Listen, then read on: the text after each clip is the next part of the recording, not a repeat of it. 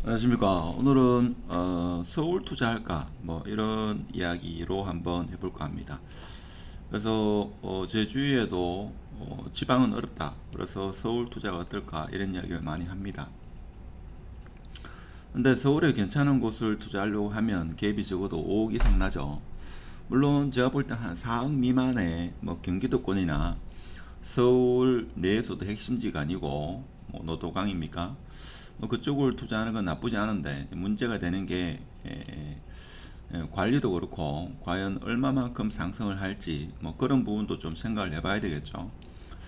그래서 저 같은 경우도 서울 투자를 생각을 안 한 건 아닌데 아무래도 서울 같은 경우에는 대구와 지금 그동안에 역사적으로 봤을 때 갭 차이가 너무 많이 난다 이거죠. 그래서 저는 개인적으로 생각할 때는 대구 순구가 지금 투자로 아니면 실거주로 아니면 부득이하게 타구에 거주해야 된다면 거주와 투자를 분리해서 순구가 지금 매수하기는 적정한 시점 아닐까 그런 생각도 해봅니다. 특히 수성범어 W가 이제 이 그림에서도 네이버의 데이터로 봐서도 전세가 113개죠. 이렇게 되면 실제 전세는 제가 볼 때는 50개 미만이다 이렇게 봐야 됩니다. 자 그러면 하반기로 갈수록 전세 가격은 올라가게 되겠죠. 그래서 내년 되면 전세가는 더 올라가지 않겠는가 이런 생각도 해봅니다. 자 그렇지만 많은 분들이 지금 가격이 이렇게 수성구가 조금 오르지만 전세 가격은 내려가고 있기 때문에 전세 가격이 받쳐줘야지만 수성구 가격이 오른다. 자 이렇게 주장하시는 분이 많은데 사실 전세 가격까지 이렇게 상승한다고 하면 수성구 아파트는 날아가지 않겠나 저는 그렇게 생각합니다. 그래서 전세 가격은 서서히 횡보하다가 조금씩 올라가지 않겠나 그런 생각이 듭니다. 자 그런 상황이고 그동안 6주 동안 상승하던 수성구 아파트가 이제 보면 볼까요? 지금 0% 보면 부동산원 주간 상승률을 보면 대구가 대체적으로 마이너스인데 동구가 지금 플러스로 돌아섰다 하는 겁니다. 그래서 동구가 좀 특이한 뭐 특이한보다는 그동안 계속적으로 마이너스 뭐 플러스 마이너스 이렇게 하다가 드디어 플러스 0.02%로 이렇게 됐다 이거죠. 자 그러면 수성구는 플러스로 계속 가다가 이제 0% 상승률을 보였고 동구 같은 경우에는 플러스 제로 마이너스 제로 마이너스 가다가 이번에 플러스가 됐다 하는 겁니다. 중구도 제가 볼 때는 조만간에 플러스로 돌아서지 않겠나. 자 그러면 다시 수성구가 플러스로 돌아서지 않겠나 그런 생각도 해봅니다. 그래서 너무 급격하게 뭐 상승 구간을 계속적으로 가는 것보다는 점진적으로 이렇게 좀 이어지지 않겠나 싶은 생각이 듭니다. 제가 한 6주 동안의 수성구가 상승 구간이 이어지면 계속적으로 상승으로 가지 않겠나 자, 이런 이야기 하는데 항상 제 예측이 틀리는 게 이 6주 플러스 되고 나서 다시 0% 됐다 이거죠.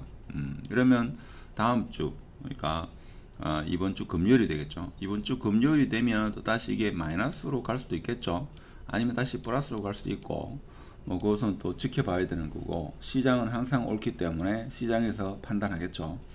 근데 분위기는 조금씩 이제 퍼져나간다 하는 것을 느끼는 사람이 좀 있을 겁니다. 있고 뭘 리즈브라는지 뭐 여러 가지 이슈가 있었습니다만은 실질적으로 계약까지 얼마만큼 이루어질지 모르겠습니다만은 중국 같은 경우에도 지금 보면 중국도 지금 제로 중국은 지금 분위기가 제로 마이너스 제로 마이너스 제로 다시 마이너스 되는 자 이런 상황을 계속적으로 지금 이어가고 있습니다. 그렇죠.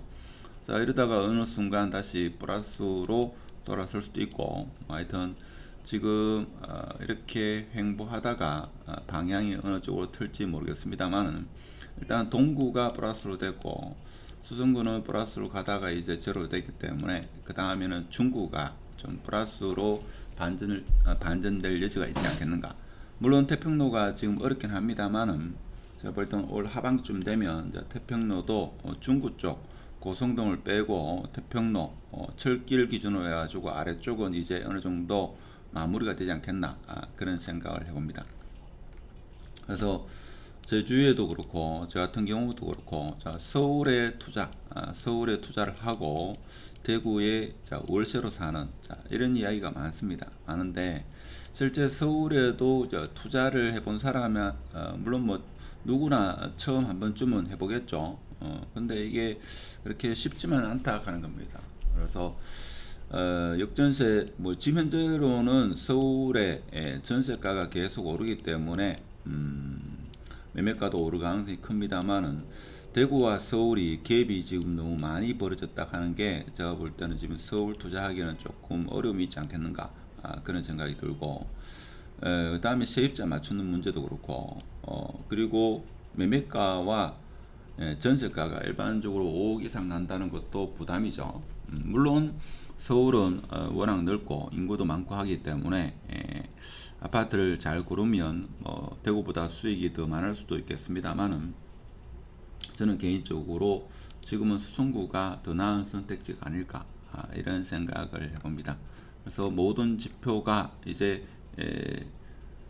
대구 같은 경우는 더 이상 하락하기는 어렵지 않겠는가 지금이 가장 바닥이 아니겠는가 저는 그런 생각이 들고 이제 수성구가 먼저 올라가는 분위기 그래서 동구가 따라가고 중구도 조만간에 따라가지 않겠는가 그래서 수성구, 동구, 중구 자 이런 순서로 대구 전반적으로 좀 분위기가 퍼지는 물론 지금 눈에 띄는 그런 분위기의 반전은 좀 어렵다라고 해석하는 게 맞지 않겠나 그렇지만 수성구는 분위기가 지금 퍼져가고 있다 하는 사실도 어느 정도는 인정해야 되지 않겠는가 그런 생각이 듭니다.